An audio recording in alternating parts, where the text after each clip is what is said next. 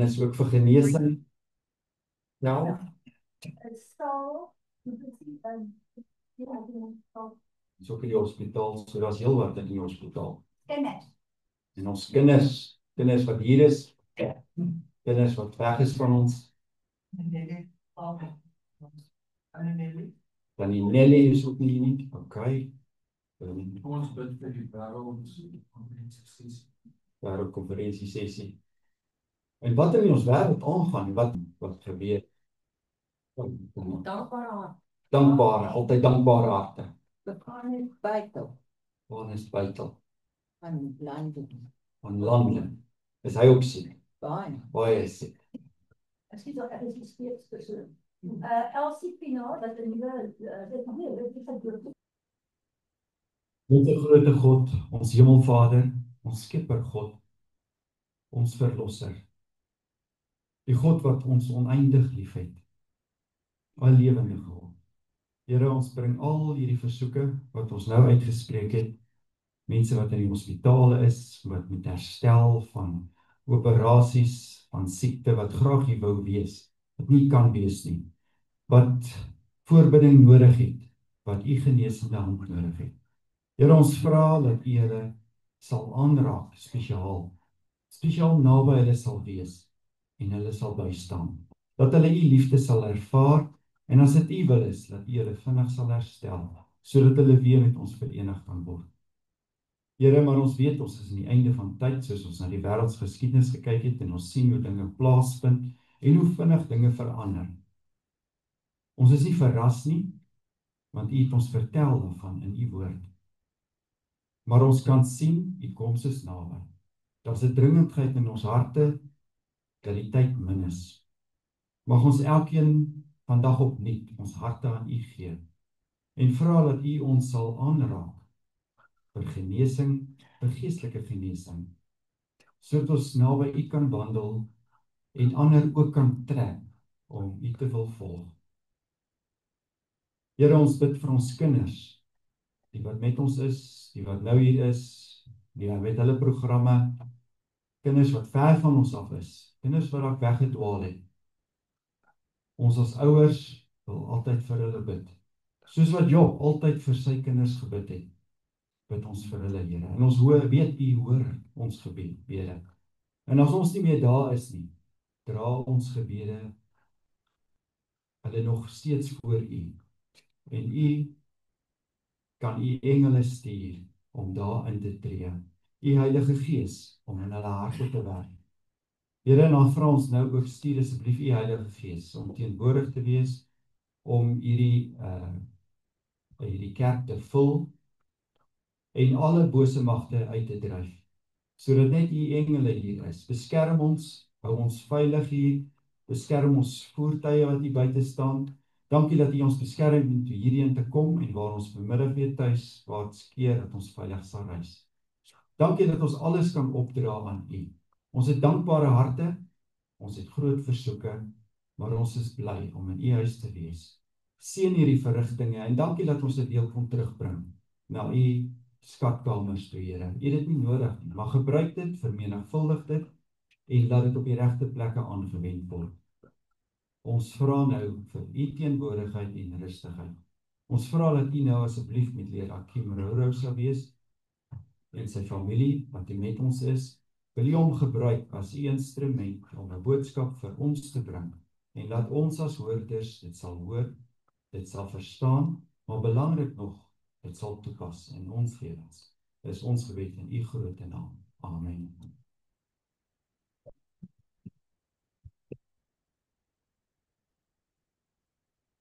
Dan wil ek nou gaan, welkom jy nog steeds, leraar Kim Rou en sy vrou, daar gaan sy vrou nou uit. Maar sy gaan gou vir Caleb, Hannah en Will, gaan nou vir ons 'n spesiale item lewer.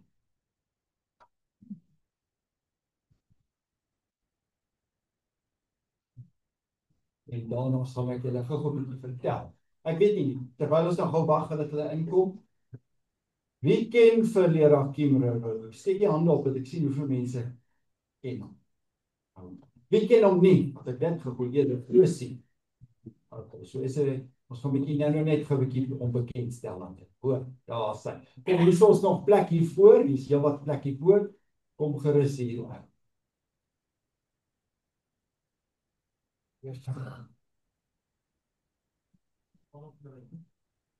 Daar sy kom gerus deur. Daar sy. Dit baie welkom dit. So dis Hannah Caleb en dan natuurlik Wilna. Dat's gewoon.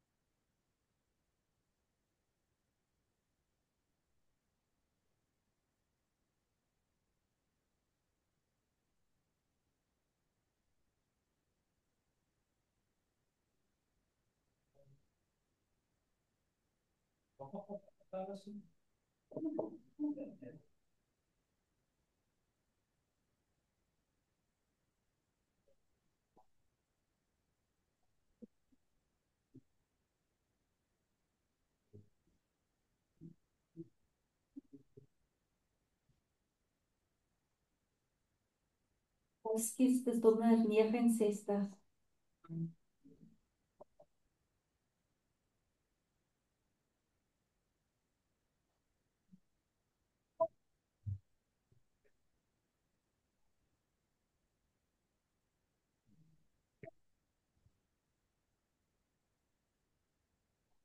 When you're falling closer, thank you for the price you paid.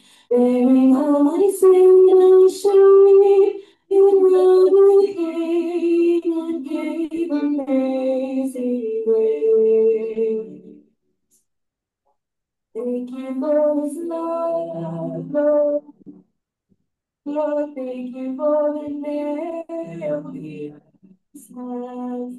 Wash me in your cleansing blood, all I know. The forgiveness sins and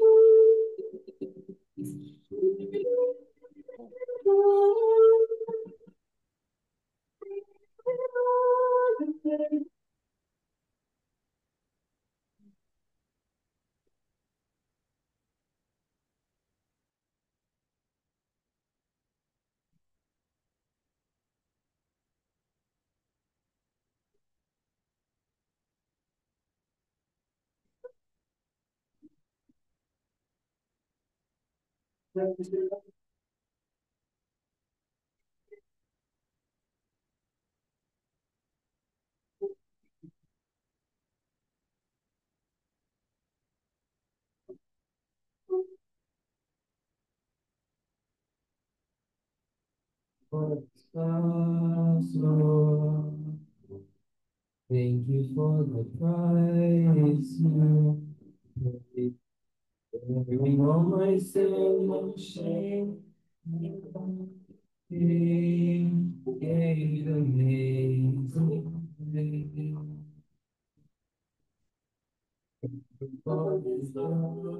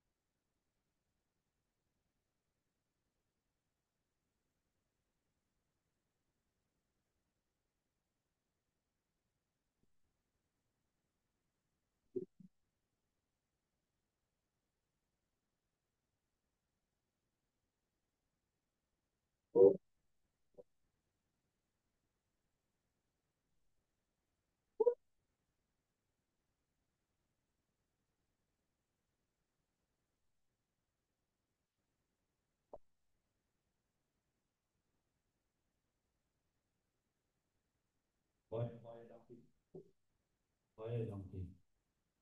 Dit is wonderlik om sulke stemme te hoor. Caleb, daai diep stem, pragtig. Dankie hoor. Ons het ook 'n 17 jaar wat nie 17-jarige is nie en om hom op te kry om hier te staan. Maar hy het ook 'n lekker diep stem en dit is fantasties. Daar sy. So ek het julle gevra, wie ken vir Kim? Nou goed, Kim het ek nou lank terug in Engeland toe ons daar was van hom gehoor. Toe het hy vir my 'n boodskap een keer gesê, hy bid vir my. Dit het geweldig baie beteken. So ek ken Kim as 'n gebedstryder. 'n Gebedstryder. Ons mag ons almal so wees. Nou, ek het net vinnig vir hom gevra want ons ken nie hom almal nie en alles. Kim het groot geword. Hy het groot geword. Waar het hy gesê? Nou is die naam vergeet. Ceres. En daar het hy ook gepatrikuleer. En het ook in Lichtenburg is hy gedoop. Maar nadat hy gepatrikuleer het, lyk my het hy eers 'n veeartseny kundig by die departement landbou by die veeartseny afdeling gewerk vir 8 jaar wou jy veearts word. Ek het hom nog nie dit gevra nie, maar dit is interessant. En toe het hy toe sy gedoop en toe het hy bietjie vir die jeug gewerk en toe sy Helderberg toe. So hy's reg oor Suid-Afrika is hy eintlik oral bekend. Plekke wat hy by was, kan ek net sê in Wolmaranstad, Vryburg, Basonia, in Pretoria, Magaliesig en Warmbad, Oos-London, Pinetown, Ballito, Bloemfontein. Hy is natuurlik getroud met Wilma. Baie dankie Wilma dat jy dit gesing het hierso vir ons. Hulle het 2 dogters, Rachel 22, Hannah 19 en dan Caleb 17. Goed, hy hou van die natuur en van stap, kos maak op die vuur en alles wat die Here gemaak het, maak verbly sy hart. En hy is tans besig om hom te bekwam om die Bybel beter te verstaan. En by die Bybel hy doen in die Bybelse tale deur Adventist University of Africa in Kenia. Deur daai universiteit te doen hy sy, wat is dit, MBIT. Het ek nou reg gesê? Hy wil die Bybel beter verstaan, so hy doen daar studies nou, 'n master's degree in Biblical Theology Studies. En hy wil, sy passie is om alles in sy vermoë te doen om die Here se kinders te help om lewens van oorwinning en blydskap aan Christus te leef en om die evangelie te verkondig, om sodoende Jesus se koms te verhaal. En ek dink dis presies wat hy vandag gaan doen met ons, met hierdie aanbiedings. So baie welkom hierso, Kim. Ons is bly as jy in die droog is, Jan. Dankie.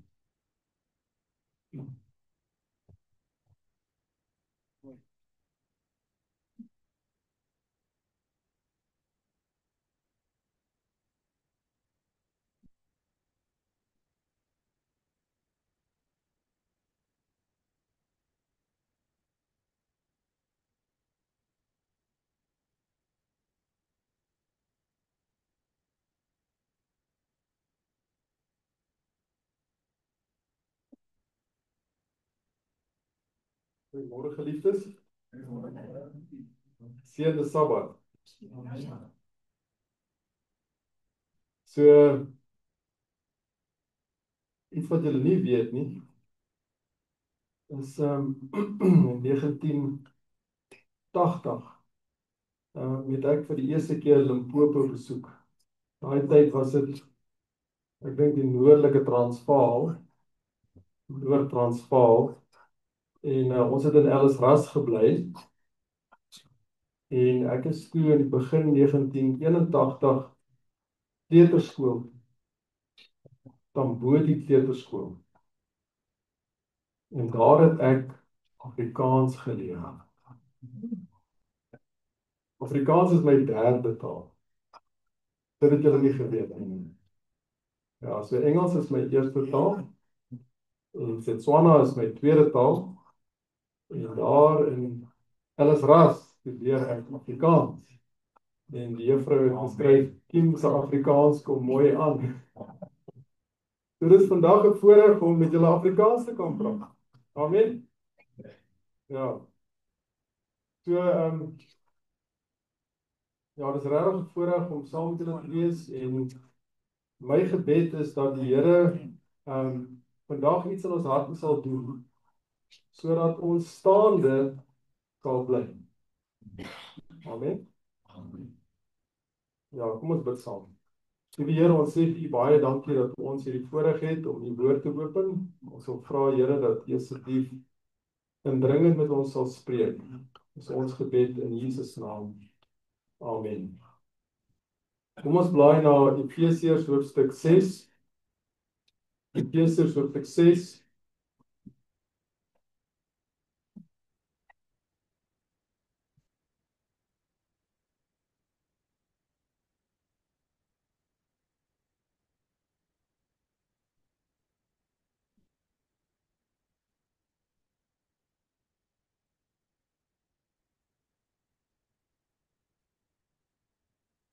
Nou, wie van julle glo ons is nou naby die einde? Glo julle dit? Okay, dan kom ons lees Efesiërs hoofstuk 6 vanaf vers 10. Eindelik, my broeders, en ek wil byvoeg susters, word kragtig in die Here en in die krag van sy sterkte. Trek die volle wapenrusting van God aan, sodat julle staande kan bly teen die liste van die duiwel. Julle gehoor? Want ons wortelstryd is nie teen vlees en bloed nie, maar teen die owerhede, teen die magte, teen die wêreldheersers van die duisternis van hierdie eeu, teen die bose geeste in die lig. Daarom neem die volle wapenrusting van God op, sodat julle weerstand kan bied in die dag van onheil en nadat julle alles volbring het, staande kan bly. Julle gesien 2 keer sê dit, sodat julle staande kan bly.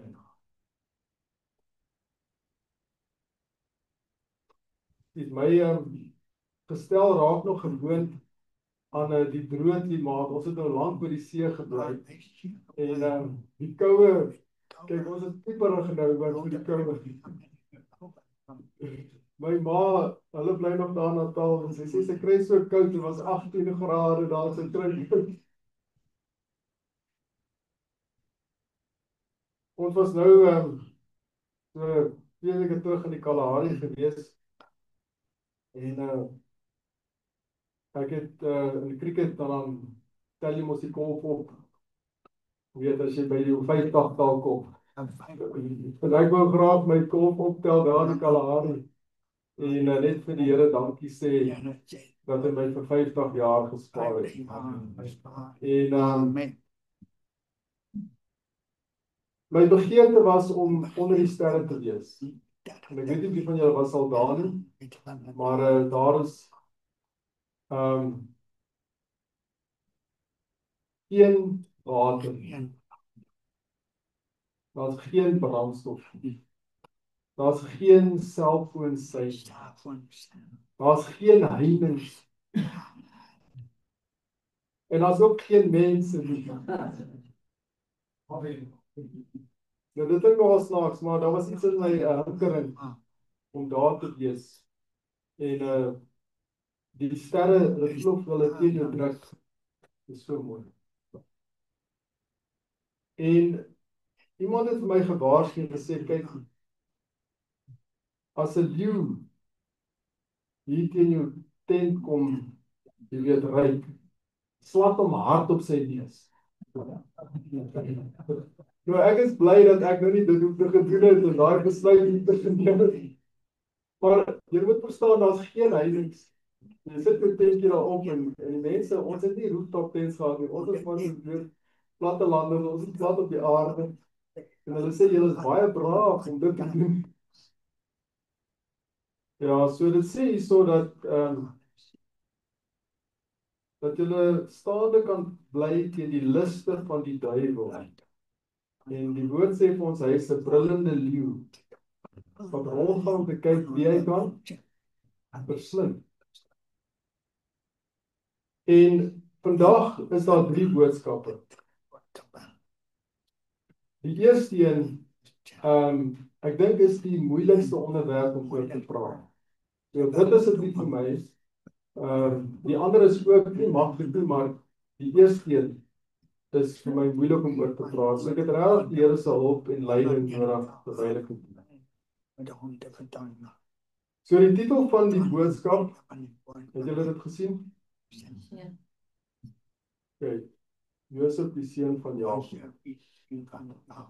So ek gaan vir julle 'n paar leidrade gee en dan moet julle vir my nou sê die persoon se naam en dan tweedens waar ons nou in die Bybel lees. Goed, sy pa se naam was Jakob. Hy was vir 'n tyd van sy lewe in die land van die Nyl en die Pyramides, die land van Egipte. Hy het 'n baie standvastige karakter gehad. Hy was 'n godvreesende man en hy het baie hoë morele waardes gehad. En God het met hom gekommunikeer deur drome. Wat was sy naam? Josef. Dis reg. En waar lees ons van hom? Genesis? Genesis wat? 25. Okay. Die aan. So julle is reg. Maar die Josef van wie ek praat, lees ons in Matteus hoofstuk 1. Matteus hoofstuk 1. Matteus hoofstuk 1. So blaai in julle Bybel asseblief. Matteus hoofstuk 1.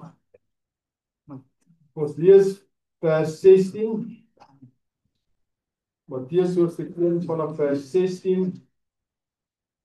En Jakob, die vader van Josef, die man van Maria uit wie gebore is Jesus wat Christus genoem word.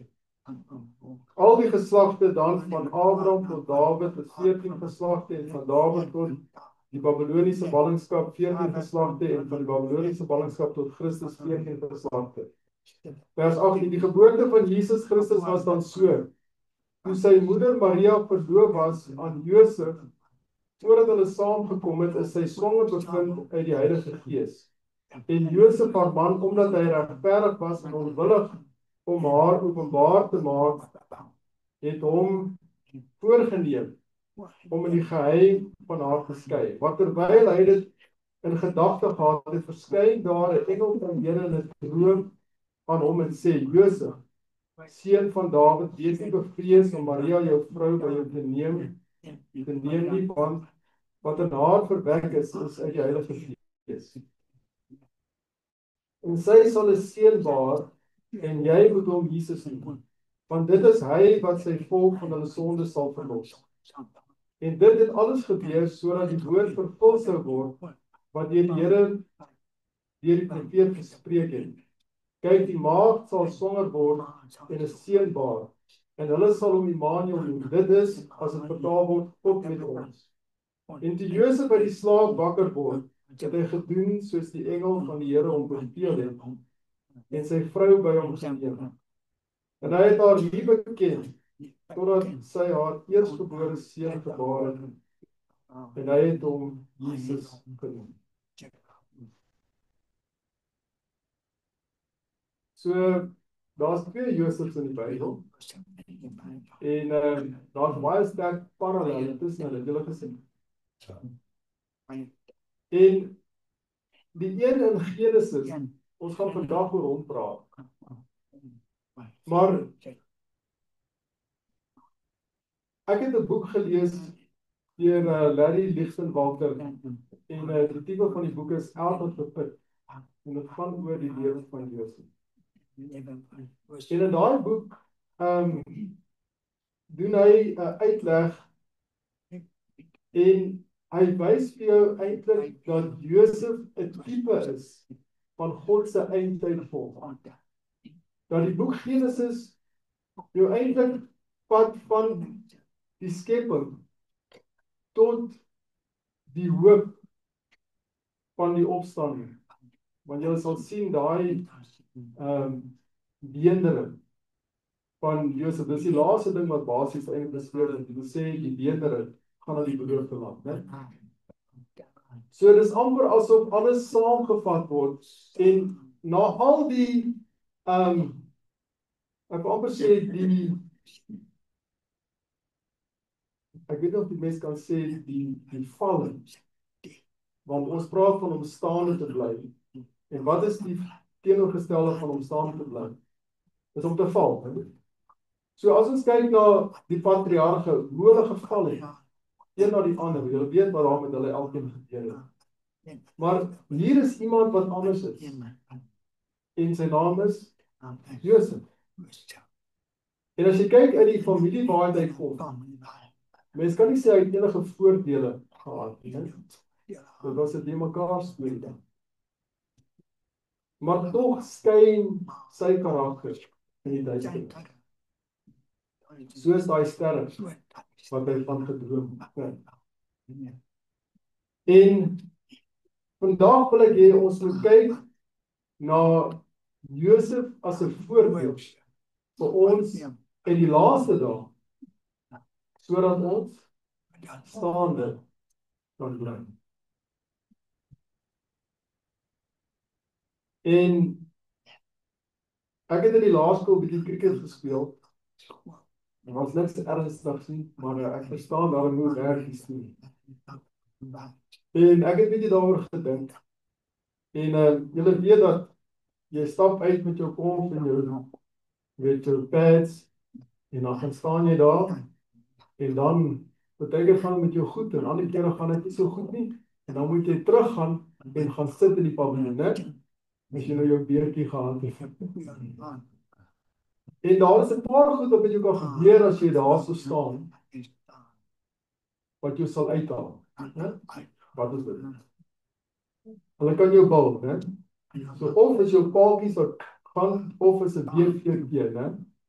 Beenvoorpaal, so dis die een. Of hulle kan jou uitvang, né? So jy staan die bal en iemand vang jou op. Hulle vang jou agter, hulle vang jou daar iewers, maar jy word uitgevang. En die derde een is wanneer jy uitgehardloop word, né? Jy is besig om te hardloop en dan jy nou uit. Of jy gaan uit jou kampie uit. Ja, jy kyk nie mooi wat jy doen nie en dan tampel jy van agter. Ek sal nooit vergeet, my pa sit daar op die paviljoen en ek was 'n kolwer nader aan die einde se kant. En so die wedstryd is nou amper verby, maar Kim is nog daar en hulle moet hom nou uitkry. En my pa skreeu, "Get back into your crease." Jy weet, terug in jou kampie in. Want as jy uitgaan, gaan hulle jou taai, né? En my pa het geskreeu, "Gaan terug in jou kampie in, anders gaan jy uitwees." En vandag wil ek eintlik ook vir ons as God se kinders sê, kom terug in ons kampie. Anders gaan ons uitwees.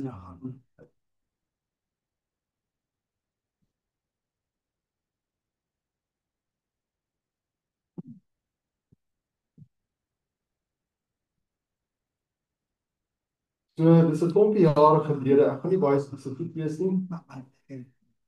Ons het in 'n groot stad gebly en die een dag toe lei my foon, maar voordat ek by die foon kon kom, toe het dit opgehou lei. En ek sien one missed call en een voice message. So wat doen ek? Ek tel die foon op en ek tik die nommertjie in om nou te luister, né? Ek sê, "Do you have one new message?" En julle weet hoe dit dink as iemand jou nou per ongeluk gebel het, né? So dis niemand maar 'n pocket call, né? En ek kon hoor, dit was nie, die persoon het my nie gebel nie. Net so. En net toe ek nou die ding gaan stop en delete, toe gebeur daar iets. En ek wil vir julle sê dat Ek het op Zeres groot geword. En hulle sê hoe verder die mense van die Kaap afgetrek het, hoe erger was dit. Want die grove ouens is daar teen die Limpopo, né? En ek het ook daar gebly, daar teen die grens. Dis maar rowwe mense daar. Rowwe mense. So ek het ongelukkig al baie vloekwoorde in my lewe gehad. En daai dag hoor ek op my foon vloekwoorde wat ek dink nie ek al voorheen gehoor het. Dit was baie erg. Baie erg. En die persoon wat my gebel het, is 'n bekende persoon. Iemand na wie ek opgekyk het. Iemand vir wie ek die grootste respek gehad het. 'n Geestelike persoon. Inteendeel, 'n geestelike leier. En nou sit ek met 'n probleem, want hier is 'n recording op my foon, waar hierdie persoon erger as 'n matroos voel. En ek weet nie wat moet ek nou hieroor maak. So ek het maar gesê, sy permissie. Wat moet ek hiermee maak? Nou, ek is dankbaar dat Donna is sommer hier naby my, en haar oë is ook groot. Jy weet, die mense is geskok, tot in jou diepste wese. Maar die Here lei ons om 'n besluit te maak om te sê, julle moet vir hierdie persoon pas en bid. Dis wat julle moet. En ons het toe 'n dag gevat en ons het gepas en gebid met die persoon aan die Here toe gebring. Ons het nie geweet wat nou verder moet gebeur nie.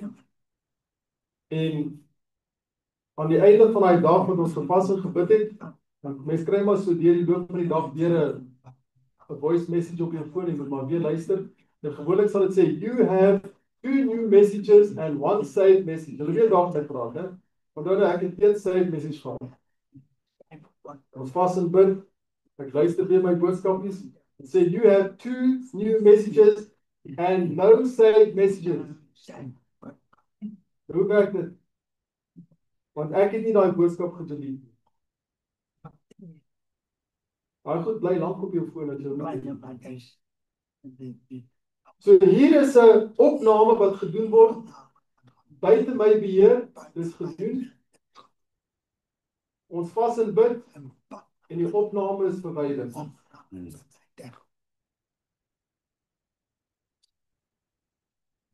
'n Ruk daarna toe ry ek na die hoofkantoor toe.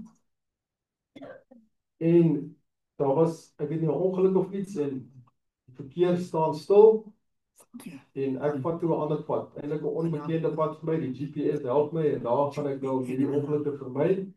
En ek stop by 'n verkeerslig en dit word toe groen en toe ek begin ry, toe kom daar 'n voertuig met 'n verskriklike spoed deur die rooi lig. En dit was amper. Dis net so naalskraap toe mis daai voertuig. En ek kom toe by die hoofkantoor aan en ek voel so bewerig, ek was seker bleek op. En toe ek instap, toe kom daai persoon van die rekord kom toe na my toe gestap en groet my vriend, ek was altyd. En ek sê,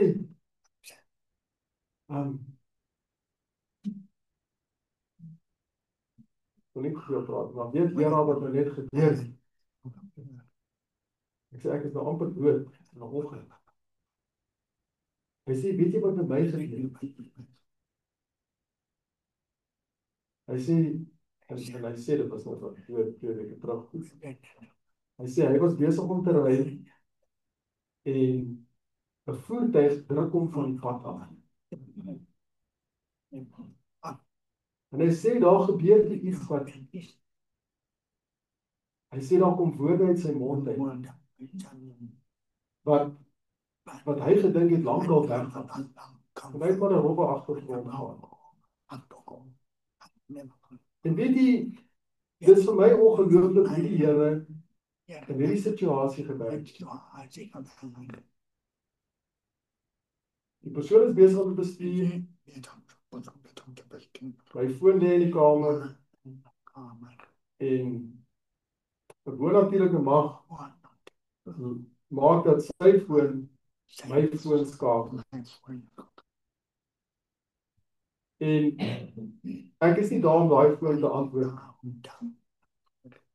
En toe die recording nou begin, hier gebeur daai. Dit word opgeneem, alles, en ek ontvang dit. Die Here beïndruk my. Ek moet nou bid en vas vir die persoon en dit word afgehaal van my foon af. En dan gaan ek en ek's amper in 'n ongeluk en ek kom daar aan en ek kry daai persoon en daai persoon vertel vir my presies wat gebeur het sonder dat hulle weet. Tot vandag weet hulle nie dat ek daai recording gehoor het. Hulle weet eers daar was 'n recording. Ek het my voorgenem ek sal dit nooit sê. Ek spaar hulle dit. Amen. Amen. My werk was om hulle te bid. So die les vir my was dink nou net. Ons almal loop maar met die goedjies rond, né? Myne is nou net die eerste. En daai ding maak opnames. Daai ding bel mense.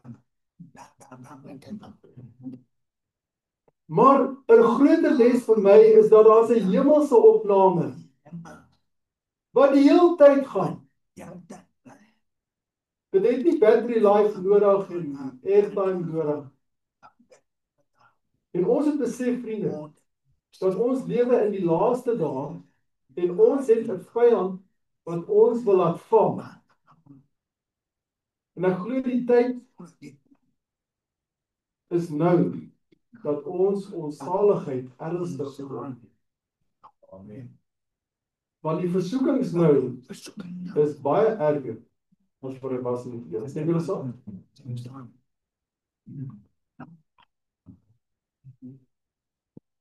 Nou kyk ons na Genesis hoofstuk 39 en ek wens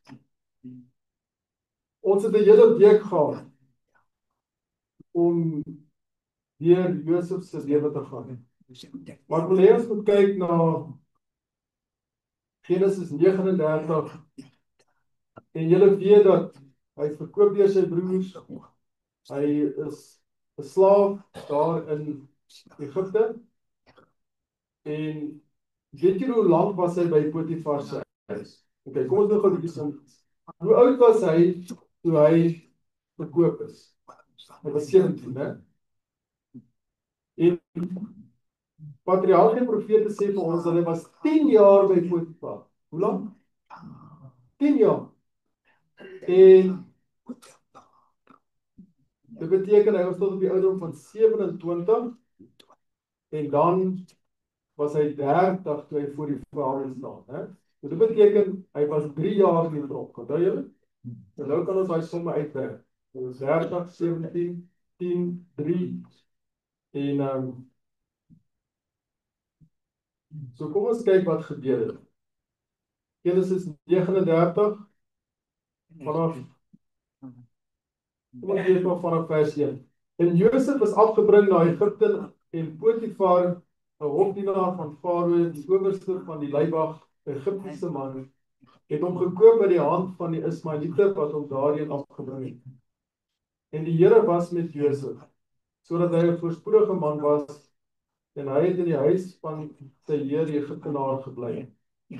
En toe sy heer sien dat die Here met hom was, en dat die Here alles wat hy doen in sy hand voorspoedig maak, het Josef guns in sy oë gevind en hom gedien. En hy het hom aangestel oor sy huis en alles wat in sy besit was, van hom oorgegee.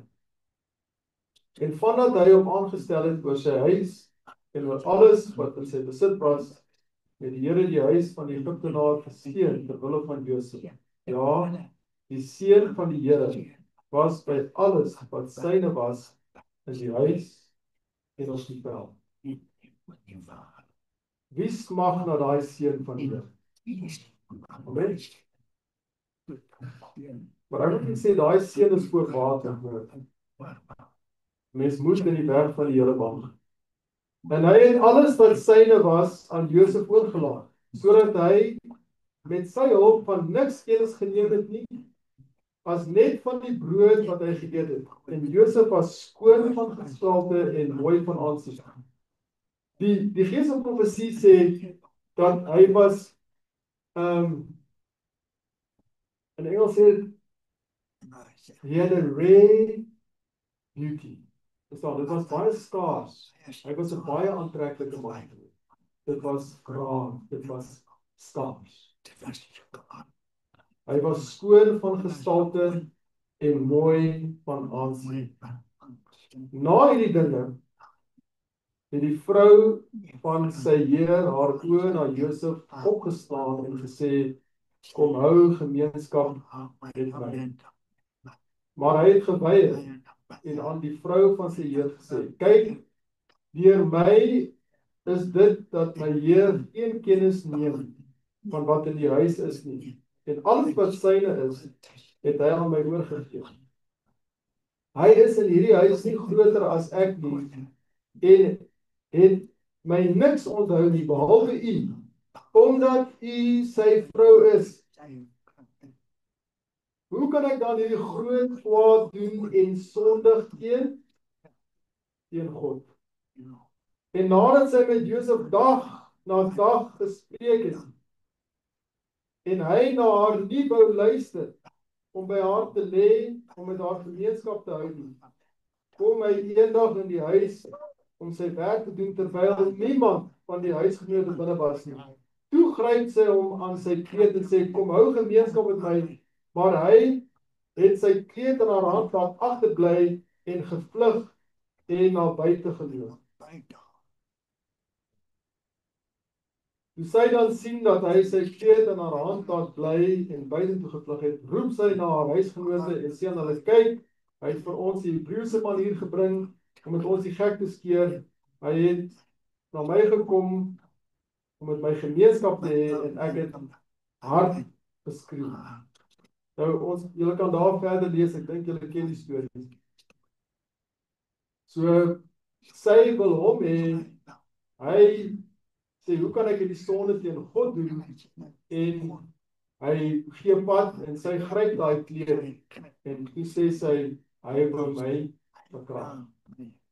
En wat gebeur toe? Toe word hy in die tronk gegooi.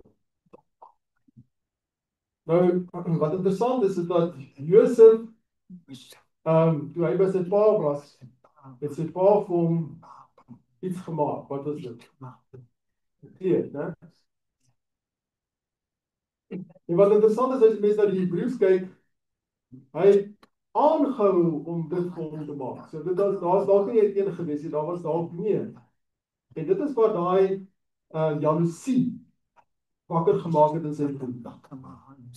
Want die klere wat Jakob vir Josef gemaak het, was vir iemand van aardelike geslag, soos 'n prins sal dit ja.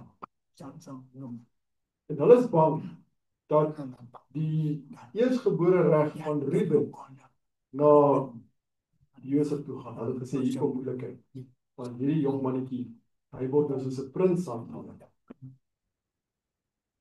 En wat het sy broers met hom gedoen? Hulle die kleed uitgetrek, né? Wat gebeur nou hierso op die varshuis?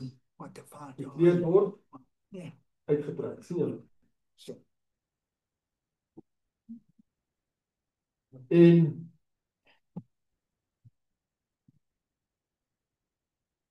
ek lees vir ons hierso in Patriarge en Profete, bladsy 217. Dit sê, Josef se sagmoedigheid en trou het die hart van die hofdienaar verower, en hy was vir hom eerder 'n seun as 'n slaaf. Dis nou 'n praat van Potifar. Die jongeling het met hooggeplaastes en met geleerdes in aanraking gekom, en 'n kennis van die wetenskap van tale en van die staatkunde opgedoen. 'n voorbereiding wat nodig was vir die toekomstige eerste minister van Egipte. Josef se onkreukbaarheid en trou moes egter deur 'n vuurproef getoets word. Sy heer se vrou het geprobeer om die jong man oor te haal om die wet van God te oortree. Tot nog toe het hy hom onbevlek bewaar te midde van die sedeloosheid van daardie heidense land. Onthou, Josef het nie 'n Bybel gehad nie. Besef julle? Toe ek 8 jaar oud is, op my verjaarsdag, toe gee my ma en pa vir my 'n Bybel. My eerste Bybel. Hebreë 50 vertaal, Afrikaans. So my Engelse ma en Engelse pa het vir my 'n Afrikaanse Bybel. En dit is nou nog die Bybel wat ek die beste ken.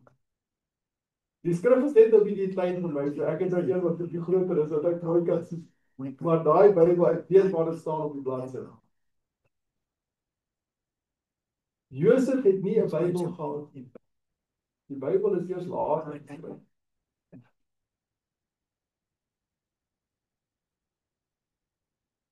Tot nog toe het hy hom onbevlek bewaar te midde van die sedeloosheid van daardie heidense land. Maar hierdie versoeking, luister mooi, wat so onverwag, so sterk, so verleidelik was, hoe sou hy dit hanteer? Josef het goed geweet wat die gevolge van weerstand sou wees. Aan die een kant was geheimhouding, guns en beloninge. Aan die ander kant skande, gevangenisstraf en miskien die dood. Sy hele toekomstige lewe het van die besluit van die oomblik afgehang. Sou sy beginsels seëvier? Sou Josef nog aan God getrou bly? Met onuitspreeklike angs het die engele die toneel aanskou. Kan julle dit sien? Hier is mevrou Potifar besig om aan dit te doen. Die engele kyk, wat gaan Josef doen? Josef se antwoord getuig van die krag van sy godsdienstige beginsels. Hy het geweier om die vertroue van sy aardse heer te misbruik en wat die gevolge ook mag wees, hy was vasberade om getrou te bly aan sy Here in die hemel. Geliefdes, ons lewe baie naby aan die einde.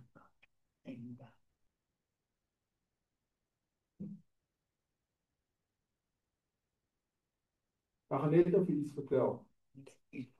Onder die alsiende oog van God en die heilige engele veroorloof vele hulle vryhede waarin hulle in die teenwoordigheid van hulle medemense nie skuldig sou maak. So wat dit hierso sê is, God kyk, die engele kyk, maar omdat mense nie kyk nie, of laat ons dit so sê, wanneer mense kyk, dan gaan ons dit nie doen. Dan nie vir mense. Nou staan nie mense nie, nou doen ons dit, maar ons besef nie dat God en die engele kyk. Onthou vir God is die nag is soos die dag. Daar is nie duisternis. Maar Josef se eerste gedagte was aan God. Hy het gesê, hoe kan ek dan hierdie groot kwaad doen en sondig teen God? As ons daaraan gewoon kon maak om te onthou dat God alles sien wat ons doen en sê en dat hy al ons woorde en dade getrou opteken en dat ons daarvoor verantwoording moet doen, sou ons vrees om sonde te doen. Ons sou vrees. Want ons besef dat alles word gesien. Daar's 'n rekord. Die jong mense is nou nie hier nie, maar ons moet hierdie boodskap dan oordra. Jong mense moet altyd onthou dat hulle voortdurend in die teenwoordigheid van God is, ongeag van waar hulle hul bevind of van wat hulle doen. Geen deel van ons gedrag gaan ongemerk verby nie. Ons kan ons weë nie vir die Allerhoogste verberg nie.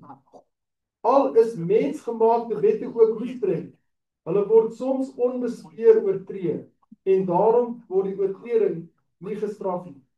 Jy gaan oor, jy stop nie by die stopstraat nie. O, daar was nie 'n spiekop nie. Alles is alright. Jy weet, no problem.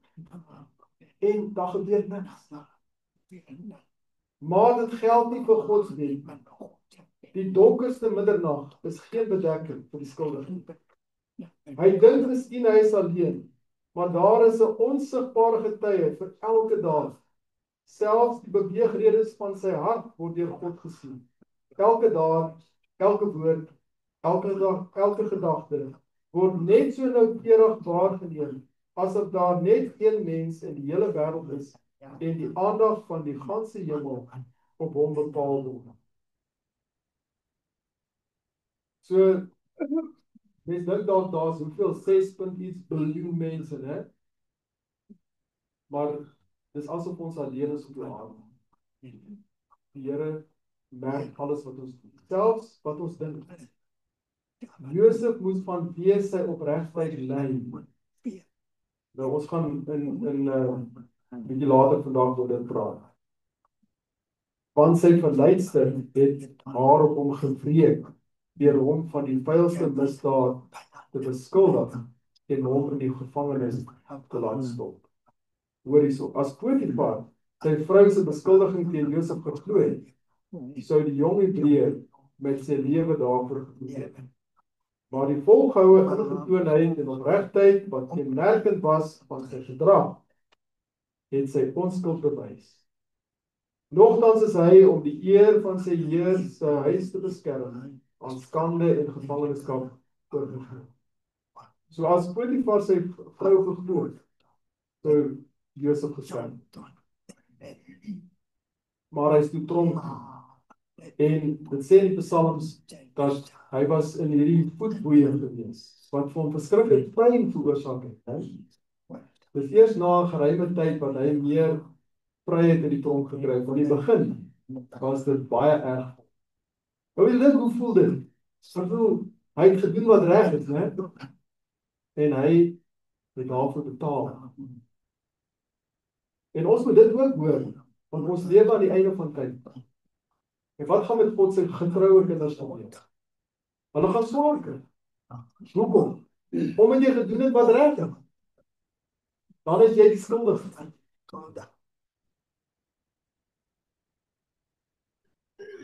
So ek wil gou met julle gesels oor 'n tweeling. Daar's 'n tweeling wat ons kry uit die boek, in die begin van die boek Genesis. Uit die tuin van Eden. Soos die tweeling uit Eden. Wat is die tweeling se naam? So dis die huwelik en die Sabbat, né? Stem julle saam? Okay, so dis die huwelik het op die Vrydagmiddag gebeur en toe die son sak begin die Sabbat. En aan die einde van tyd gaan ons hierdie tweeling weer sien. En meeste mense besef dit nie. Ons dink daar's net 'n eenling aan die einde en dit is die Sabbat, né? Maar dit is so. Wat is die finale toets wat ons gaan doen? Ons gaan getoets word op die 7de dag Sabbat. Dis 'n teken, né? Die seël van God. Maar wat baie mense nie besef nie, is dat daai tweeling,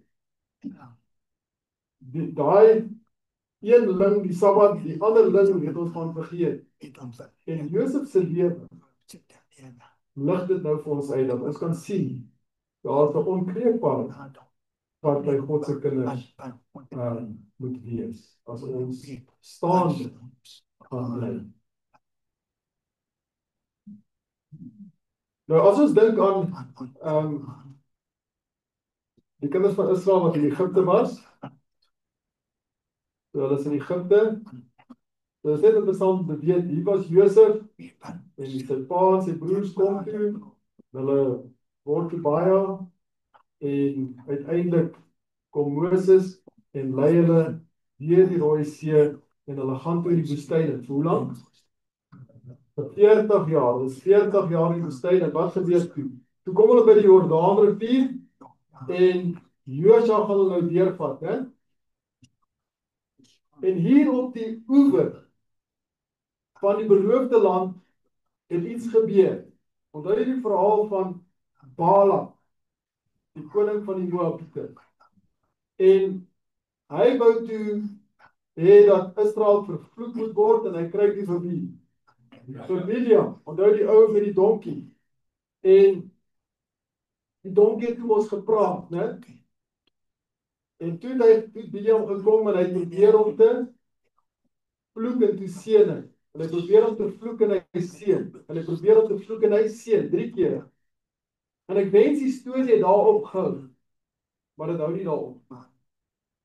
So nou lees ek hierso van bladsy 4, 5, 7. Toe Biliam geroep is om die Hebreërs te vloek, kon hy met al sy besweringe geen onheil oor hulle bring nie, want die Here het geen ongeregtigheid in Jakob aanskou of in Israel onheil gesien nie. Numeri 23. Maar toe hulle aan die versoeking toegegee het om Gods wet te oortree, het hulle beskerming van hulle gewyk. Onthou wat gebeur het met Samson. Onthou hy het mos die krag gehad, né? Wat was die geheim? Dis daai hare, né? En toe die hare af is die krag weg. So terwyl ons getrou bly aan die Here en ons wandel in sy wet, dan kan daai vloek nie op ons kom. Maar sodra ons die wet oortree, dan verloor ons daai beskerming. Maar toe hulle aan die versoeking toegegee het om Gods wet te oortree, het hulle beskerming van hulle gewy. Wanneer die volk van God aan sy gebooie getrou is daar geen towerheid teen Jakob of waarsêry teen Israel. Daarom gebruik die Satan al sy krag en listige oorleg om hulle tot sonde te verlei. So wat doen die duiwel? Hy doen alles in sy vermoë om te maak dat God se kinders sondig. Dan weet hy, dan kan hy kom met sy wet. As diegene wat voorgee om die bewaarders van Gods wet te wees, sy bepalinge oortree, skei hulle van God en hulle sal nie in staat wees om teen die vyand te staan nie. Om staande te bly, né? Sodat ons staande sal bly. As ons nie staan nie, dan gaan Satan ons vat. Die Israeliete wat nie deur die Midianiete se wapens of hulle besweringe oorrompel kon word nie, het hulle hoere teen prooi geval. So wat gebeur het is, onthou Balak het vir Biliam geld gegee. En hier kom Biliam en hy probeer nou, en hy kry dit nie reg nie. Hy kry dit nie reg nie. En toe sê hy vir Balak, stuur daai Moabitiese meisies in die kamp in naak. Né? Dis wat gebeur.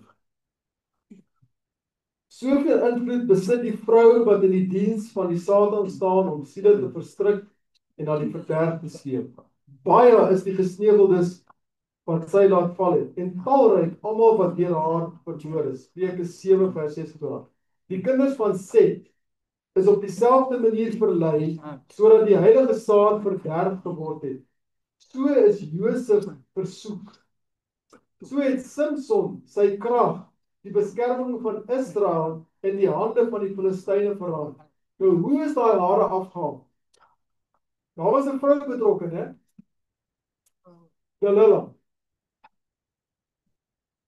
Dit is daar waar Dawid gestruikel het. Salomo, die wysste koning, wat 3 keer die geliefde van God genoem is, het 'n slaaf van sy hartstogte geword, en hy het sy onkreukbaarheid aan dieselfde betowerende krag geoffer. Dan lees ons uit 1 Korintiërs hoofstuk 10 sê, maar al hierdie dinge het hulle oorgekom as voorbeelde en is opgeskrywe as 'n waarskuwing aan ons op wie die eindes van die eeue gekom het. So, vir wie is hierdie waarskuwing opgeteken? En Swana sal ons sê, Kirona, dis ons, net, dis vir ons geskryf. Die storie van die kinders van Set, Die storie van Josef, die storie van Samson, die storie van Dawid, né? Die storie van Salomo. Vir wie is dit in die Bybel? Dis vir ons. Daarom wie meen dat hy staan, moet oppas dat hy nie val nie. Kan ek 'n bietjie reguit met julle praat?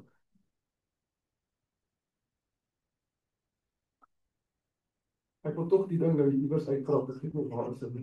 Okay, hier is dit. Okay, wat noem mense hierdie ding? Okay, daar's 'n pragtige dame op, né? Okay, maar in Engels sê hulle nou dit's 'n smartphone, né? Hoe sê mense daai smart in Afrikaans? Nee, dis smart.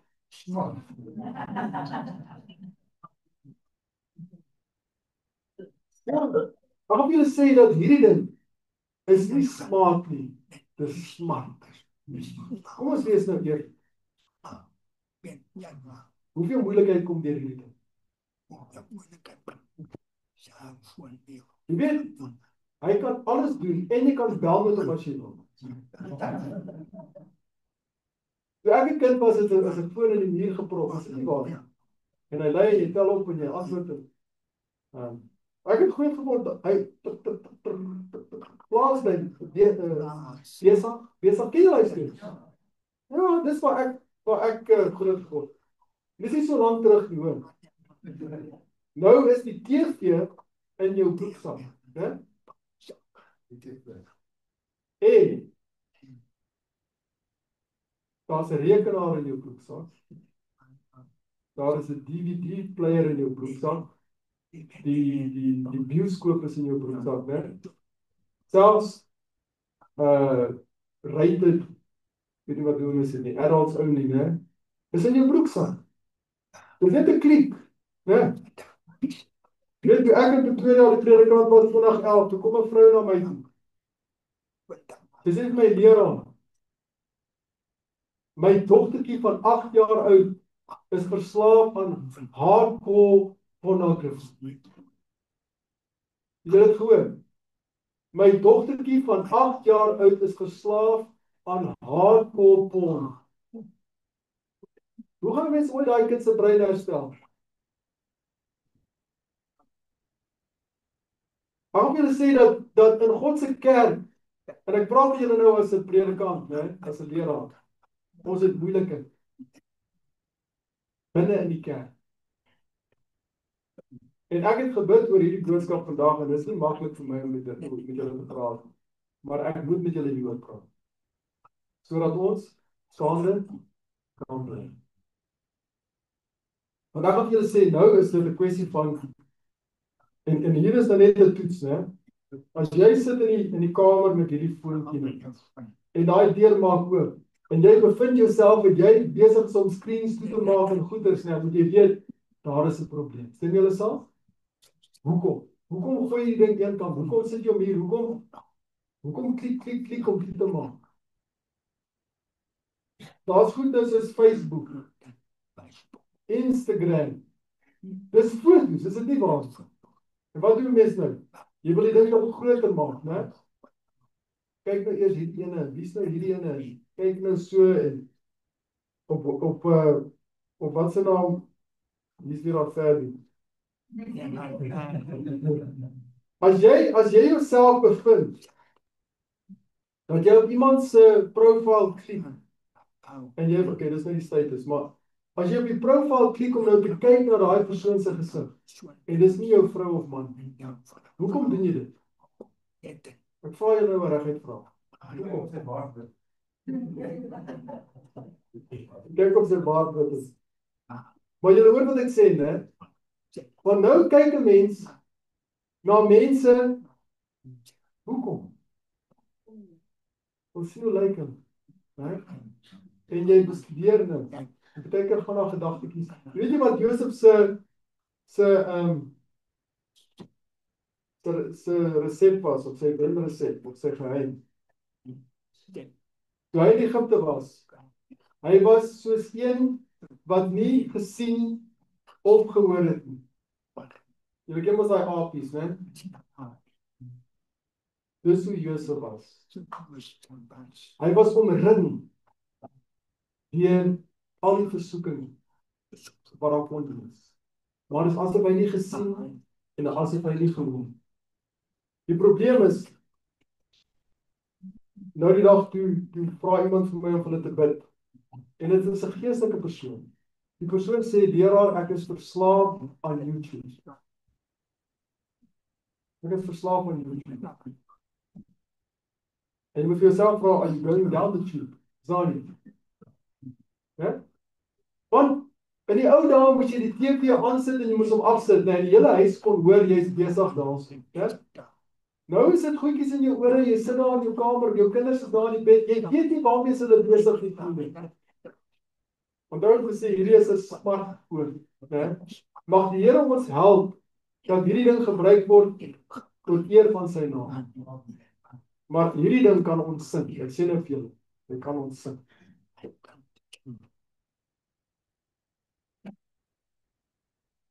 Die Satan weet goed wat in die mense hart omgaan. Hy ken, want hy het dit duisende jare lank met duivelse toeleg bestudeer. Die swakhede van elke karakter en deur opeenvolgende geslagte het hy gewerk om die sterkste mense, vorste van Israel, te oorrompel deur dieselfde versoekings as wat te Baal-Peor so geslaag was. Die plek waar hulle gekamp het, net voor hulle in die beloofde land ingaan, was Baal-Peor. Oral langs die kus van die eeue lê karakterwrakke wat op die rotse van singenot skibreek gelei het. Wanneer ons nader kom aan die einde van die tyd, nou waar's dit? Limpopo saamtrek. Dis mos nou hier voor ons, is dit nie? Ons is nou nader as ooit tevore. Stem julle saam? 23 Mei 2025, ons is nog nooit so naby aan die wederkoms nie. Wanneer ons nader kom aan die einde van die tyd, luister mooi, wanneer Gods volk op die grens van die hemelse Kanaan staan, sal die Satan soos van ouds al sy kragte inspann om hulle te verhinder dat hulle die goeie land in besit neem. Hy stel sy strikke vir elke siel. Wat van Kimrou? Ja, daar is vir hom ook 'n paar gestel. Wat van u? Ja, jou strikke is ook daar. Hy stel hulle. Dis nie die onkundiges en ongeleerdes alleen wat beskerm moet word nie. Hy sal sy versoekings vir die in die hoogste poste in die heiligste ampte stel. As hy hulle kan laat struikel, kan hy talle ander deur hulle na die verderf neem. En hy gebruik nou nog dieselfde middels as 3000 jaar gelede.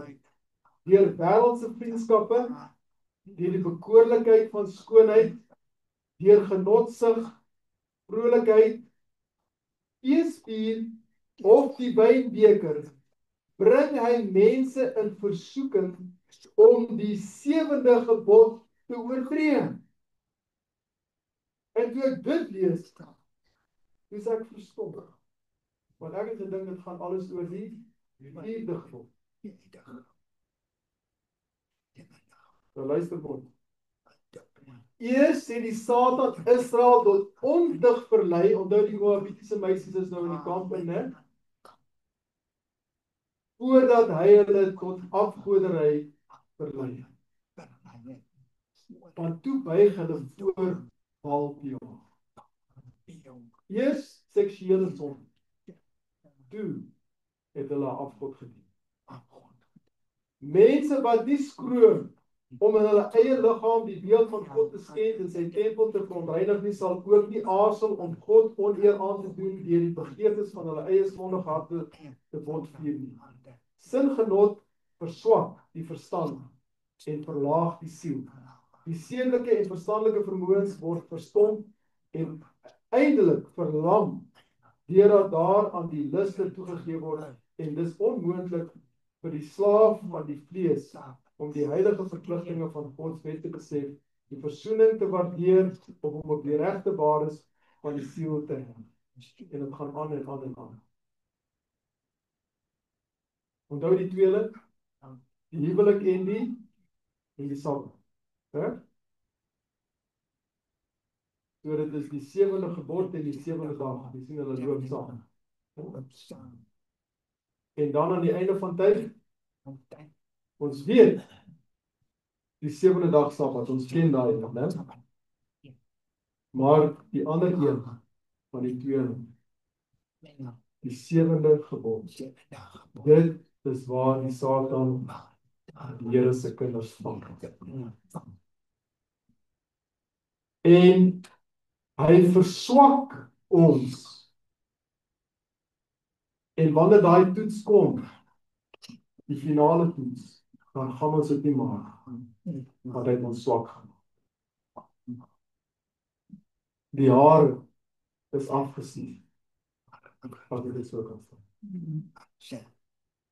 En net om dit te illustreer, van hoeveel predikante het julle al gehoor, wat uit die bediening uit ontslaan is, omdat hulle die Sabbat gebreek het? Ek glo nie ek het al van een gehoor, sê jy so? Maar hoeveel is uit die bediening uit, omdat hulle die 7de gebod gebreek het? Ongelukkig te veel, né? Hoor jy wat ek sê? So Satan vang hulle daar. En wat gebeur met miskien 'n klomp van hulle? Hulle het swak geword en naderhand hou hulle nie meer die 7de dag. Wat so geestelike gehoor weer reis. Ja, ek dink ons kan diep gaan. Ons kan diep gaan. Maar die gebod, en ek sien my tyd is nou klaar. Maar die gebod sê jy mag nie egbreek nie. Sien julle saam? En baie mense dink dat dit is net vir 'n getroude paartjie bedoel daai gebod. Maar die gebod is baie wyer as dit. Dit sluit alle forme van seksuele sonde. En dit sluit ook in hoerery. In Engels noem hulle dit fornication. Wat beteken dit? Dit is waar die huweliksband nie betrokke is nie. So dis nou twee jong mense wat nie getroud is nie en hulle kom saam in die vlees en dit is 'n sonde voor God. Wat het Josef nommer 2 vir ons geleer? Die een in Matteus. Hy was verloof aan Maria, maar hy het nie met haar saamgekom. Amen. Verloving is nie trou nie. Stem julle saam?